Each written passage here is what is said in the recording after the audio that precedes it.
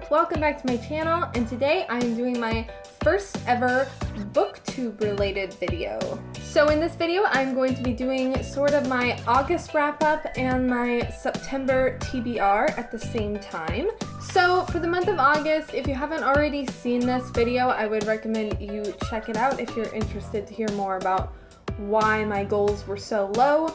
But I had the goal to read one book in the month of August because I am not much of a reader and it's kind of a new thing to me, trying to get into reading more, which I made a video about and I will link below. So my goal was to read one book, and now that seems super hilarious because I have read 5 books this month.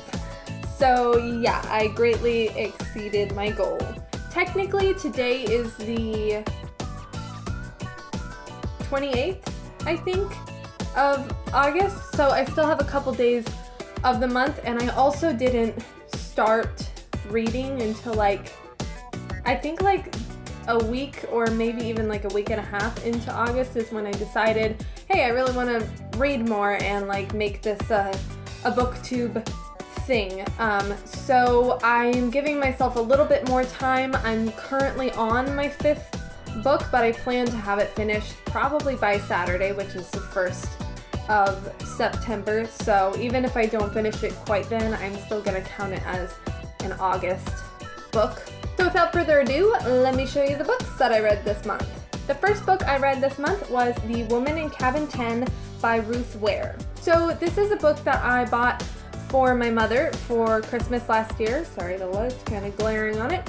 I tried to read it after she was finished with it. She gave it to me maybe in April of this year, and I read about 5 chapters and then I put it down because I just got bored because I wasn't really much of a reader back then, and I don't know, it just wasn't a priority for me to finish this book. But I picked it up again in August, a week into August, and I actually really ended up enjoying this a lot. I think I don't have a ton to compare it to because I haven't really read a lot of mystery or murder mystery kind of novels, but I will say from my own limited experience, Ruth Ware really writes suspense very, very well.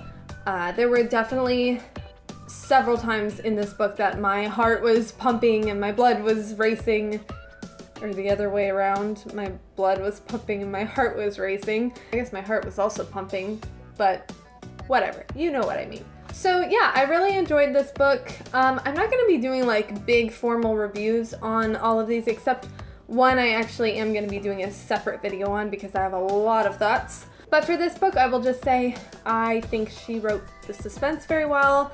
I liked that throughout the book there's kind of some mixed media, so this part, you can't tell, but there's emails and stuff. She separates the book into, I think, 7 parts, and in between each part there are emails from her boyfriend to her mother or her coworkers saying hey, have you heard from Laura, because I'm kind of concerned about her. And then there are newspaper articles saying that they've uncovered a body and stuff like that. And I just thought that that was a really clever way to let us in on some more of the story, given that the book is written in first person from the protagonist's perspective. So generally when you write in first person, you can't really tell what's going on outside of what that one person can see and understands and experiences. So mixing in the emails and everything written from other people's perspectives kind of gave us a little bit of some little clues here and there to what might be going on, and really amped up the suspense very well. So if you like a good murder mystery novel, this is definitely a good one. I only have one axe to grind with this book, and it honestly made me super freaking annoyed, and I usually do not get annoyed about stuff like this. I'm not some social justice warrior standing up for, I don't know. I don't think that every book has to always be presenting the best morals at all times. But there was one part of this book that absolutely drove me up the wall. So this isn't like a super big spoiler or anything, so if you haven't read the book, you probably won't care if I spoil this part for you. But basically the main character, Lo, is on a ship and her ex-boyfriend happens to be there because they're both reporters or journalists or whatever, and they're there for the same reason, to write a story about this voyage. And there is a scene in which they've both been drinking quite a bit, and he follows her back to her room, and she's kind of struggling with her key and not able to get into her room because she's drunk. And he comes up behind her and is kind of hitting on her and like suggesting that maybe they should hang out in her room, or he can give her a hand with her key or whatever, which she has put in her bra, by the way. And she repeatedly says no, and he proceeds to stick his hand down her shirt and grab her breasts under her bra, to the point where when she like pulls away from him, she ends up ripping her dress, okay? And she, rightfully so, knees him in the balls. Good for you. But in the very next scene, they are in her room, sitting on her bed. I think her bed, it might have been the couch, but it doesn't really matter. They're in her room alone together while he's icing his balls and she's like kind of apologizing.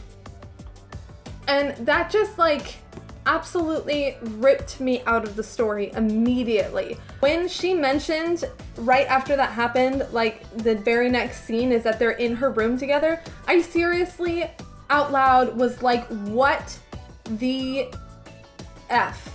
I was just screaming at the book, like, why in the mother of crap are you alone in your bedroom with this guy who just sexually assaulted you? Like, that is ridiculous and so absurd, and why on earth is nobody thinking that this is a big deal or a bad idea?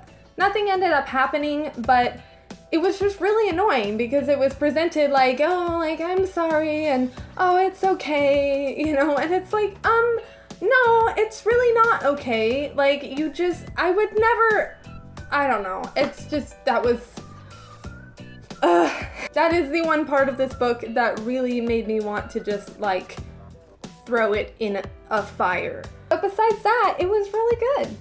And the second book I read this month was The Girl on the Train by Paula Hawkins. I watched this movie a long time ago when it first came out, and I absolutely loved it. But again, I wasn't much of a reader back then, so I never ended up reading the book, even though I really wanted to hear more of the story. So I finally picked it up and I read the crap out of it, and I super loved it. I love the way she tells the story from the 3 different women's perspectives. And I also think it's really impressive how interesting and captivating this story is, given how little dialogue there is. I mean, there's not like no dialogue, but it's definitely not a very dialogue heavy book, and a lot of the story takes place on the train, and a lot of the dialogue is like Rachel remembering what happened yesterday when she had a conversation with someone. So it's not like in the moment, really, and I don't know, I thought it was impressive how much I still was like really captivated by this book, and it was a page turner for me. Also, I think there's been some controversial opinions, of course, as there always are on these subjects, but I think that this is maybe the best book to movie adaptation I've ever seen. I just got together with my mom and my sister last weekend after I finished the book, and we all watched the movie because my sister hadn't seen it yet and I wanted to watch it again.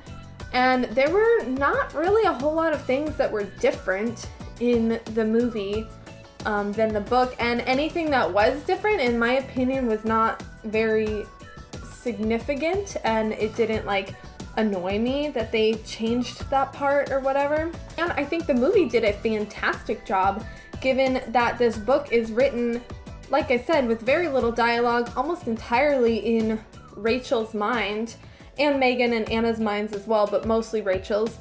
And the movie did a fantastic job, and even more specifically, Emily Blunt did a fantastic job of really getting across her emotions without using a lot of words. The movie does have some narration to it, but not as much as I would expect for an adaptation from this book, because this book was very, very narrative heavy and not a ton of dialogue. So I was really surprised that they did such a good job on the movie, and that I understood what the character was thinking and feeling. All the like subtext really came through even without being able to directly say it. So good job on the movie, and really good job on the book as well. I loved it. I don't really have much to say about it other than I think it was amazing. So if you somehow still haven't read this book, you should definitely pick it up. So after those two sort of dramatic, suspenseful stories, I was really in the mood for some contemporary fluff. So I went to Haley and Bookland's booktube channel. She has a really great channel, and she specifically has a video on her channel for recommendations of fluffy contemporary stories. So I checked that out, and upon her recommendation, I read Amy and Roger's Epic Detour by Morgan Matson. I very much enjoyed this book as well. I haven't really been giving star ratings to any of these. I don't know if I really love the idea of star ratings, so I'm just gonna say generally my thoughts. I did find it a little hard to get into the romance at first, and I honestly think that's mostly just because it's been a while since I've read a young adult novel, and I am a little older now, so I think it's a little hard for me to like get really into a teen romance when I can't stop thinking about how this probably isn't gonna last. So once I kind of like suspended my reality in my brain and just focused on the fun adventure, it was a really, really cute, sweet, fun story, but it also had a lot of depth to it. The main character, Amy, her father passed away like I think 3 months before the events of this book. So that was a really big plot point, was her getting past her father's death. And slight spoiler alert, he died in a car accident and she happened to be the one driving. So that was kind of another really big emotional battle she was dealing with throughout this story. And then her friend Roger is kind of dealing with his own emotional battle after a big breakup in his life, and they kind of come together to have this adventure and sort of deal with their crap and grow together, and they maybe might fall for each other. They do. I mean, it's a romance, so obviously that happens. But I will say there are two specific things that I really, really love about this book that are definitely spoilery. So if you want to read this book and you haven't read it yet and you don't want to be spoiled, then I would suggest you skip ahead to this timestamp so that you don't have to hear the spoilers. All right? Okay. Okay, so now that all those losers are gone, I can talk to you about the ending of this book, which I super loved. So before I was mentioning how, since I'm a little older now, it's kind of hard for me to get into teen romance because I just have this idea that like that kind of a relationship probably isn't gonna be like a forever thing, which there's nothing wrong with that. It can still be fun and meaningful for a time, but it does take a little bit of, I don't know, I have to kind of put myself in the right headspace to read that. But one thing that I really, really loved about this book is towards the end of the book, Amy and Roger, they've kissed, they've done some other stuff. They're like kind of, you know, obviously like each other, but he lives in a different state than her, and their little epic detour road trip is about to be over. So there's a part in the last chapter, I think, of the book in which Amy asks Roger basically what is next for us. Like, you're going to, I think Pennsylvania is where he lives, and she's about to move to Connecticut. So she's asking like, what's next for us? And I love his response because he basically says, I don't know. And I think that's super realistic. He says, I don't really know what's next for us. I wasn't really expecting this to happen. I wasn't expecting to fall for you on this trip, and, you know, he just got out of a relationship and she's, you know, dealing with her own stuff, and they live several states away. So he just has this really realistic and real response of, I don't really know what's gonna happen next, and I'm not gonna make you any promises or commitments right now. I'm just gonna say that I'll call you tonight and we'll talk and we'll see how it goes. And I just super loved that because it's so realistic, and it's a lot easier for me to get on board with their relationship when it's not like, it did not in any way feel like insta love. This book is like so the opposite of insta love to me. Like, they did kind of like fall for each other fairly quickly, but they're not in love. And they like made that clear at the end of the book. Like, we're not like boyfriend and girlfriend perpetually, you know, betrothed to each other now because of this one road trip. Another part in the book that I really liked is, I don't remember at what point it happens, probably somewhere in like the third act. They meet this other guy who happens to be Roger's girlfriend's brother, and he and Amy have a really cute, sweet night where they sort of, like, he obviously really likes Amy and he kisses her, and it's really adorable. And he tells her at the end of, you know, when they leave, they're only there for like a night, so he tells her, give me a call sometime. And honestly, like, I almost kind of liked that guy with Amy better than Roger with Amy. Not that I didn't like Roger and Amy together, because I totally did, but I don't know, I just really, really liked that side character. I can't even remember his name now, which is terrible. But I really liked him, and because of Roger's response at the end of the book to Amy where he says, you know, I don't know what's next for us, but we'll see how it goes, you know, it kind of leaves the reader open to imagine where they want Amy's story to go. You know, maybe she and Roger will end up, you know, hitting it off really well, or maybe she'll give that other guy a call and they'll hit it off, or maybe she'll be with neither of them and just be on her own for a while, which is awesome too. So those are my thoughts on Amy and Roger's Epic Detour by Morgan Matson. I really liked it. If you like a good, like, fun YA romance that also has some depth to it, I would very much recommend this. The next book I read, which I have very, very strong and mixed opinions on, To All the Boys I've Loved Before by Jenny Han. What to say about this book? Well, first of all, I will say that this is the book that I'm going to be doing a more formal review on, so I'm not going to say a whole lot about it, but I will say that it took up until, I believe it was like, let me check here. Page 110 is the page that I dog-eared to say that this is the point in the story when I was finally sort of interested mildly in what was happening. So that says a lot. I will just say that while I did eventually come around to saying overall I sort of enjoyed this book, I definitely don't understand the hype. I don't know. I have very mixed feelings about it, and I'm not going to say much more because I'm doing a more formal review. But I would say that if I was going to give it a star rating, up until like page 110, I would have said 1 star, like, honestly, and I don't really ever give things 1 star.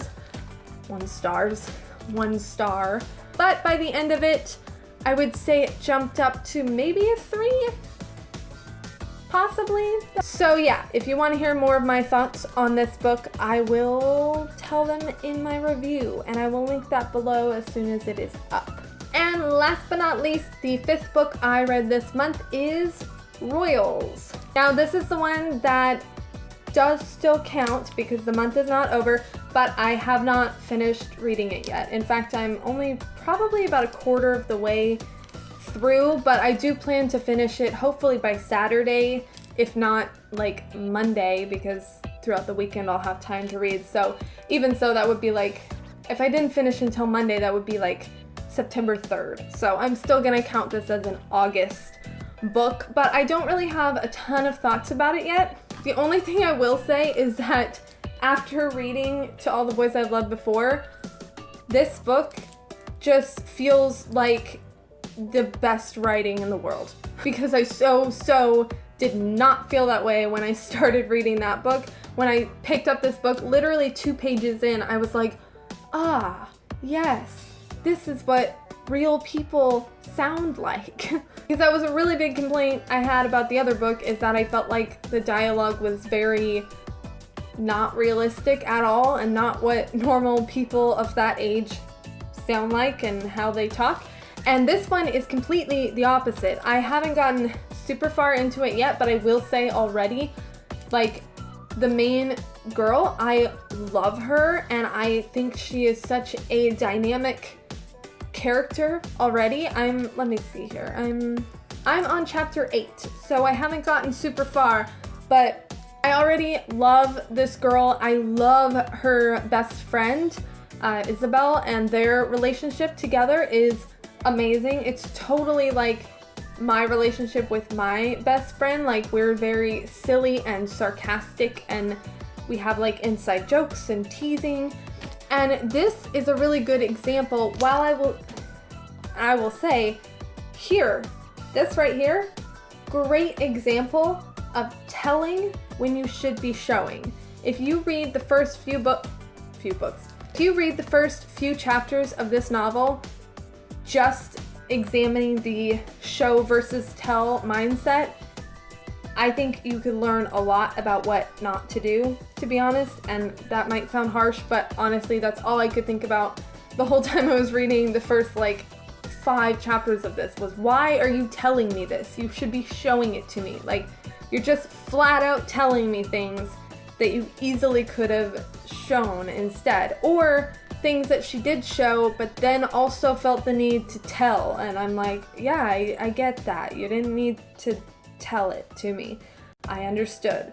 On the flip side, Royals is amazing at showing versus telling. As far as the relationship between her and her best friend, like, I totally feel like I said, like, this is what my best friend and I are like together, and I feel like they're besties just in the way they talk to each other. She didn't have to say, I'm sorry, I forgot to say Rachel Hawkins is the author of Royals. Rachel Hawkins didn't have to say, you know, Isabel's my best friend and we've been best friends for this many years. I don't remember if she did say that, but she didn't have to, because I can just tell that they've been best friends for years. They act like it and they talk like they are. So really good example of what not to do in showing versus telling. And this one is a good example of what to do in showing versus telling, at least when it comes to the relationship between the main character and her best friend.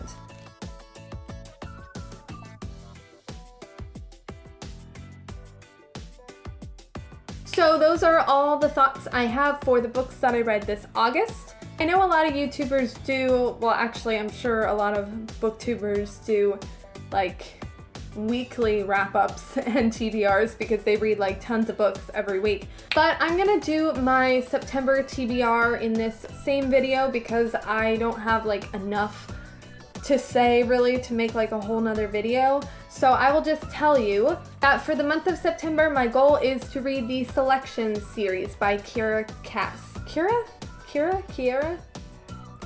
probably. The Selection series by Kira Cass. Again, it's kind of like a just YA fun series. I only have the one book right now because I'm gonna get the other ones from the library. The library had the other 3, I think there's 4 in the series. So I bought this from somebody for like $5 and then I'm gonna get the other ones from there. So I don't have them yet, but I will, and I will read them. And then if I finish the Selection series and I still have more time, I'm probably gonna pick up the 49th Mystic, I think it's called, by Ted Dekker. A friend of mine recently recommended that book to me and I want to read it so I can talk to him about it. So yeah, that's the plan for September. So we'll see how it goes. And that is all for this video. I hope you enjoyed it. If you did, give it a like, and if you want to see more videos from me in the future, particularly writing tip related videos, feel free to subscribe below. I post new videos every Tuesday and Thursday, and then in addition I post random videos like this off schedule, usually on Saturdays or whenever I feel like it. So my debut novel, Keep No Record, is linked in the description box below if you'd like to check it out. It is a new adult suspenseful romance about a criminal psychologist's journey as she helps this notorious murderer sort of begin his journey toward redemption and becoming a better man. So if that interests you, you can check it out below, and I'll see y'all next time. Have a great day. Bye!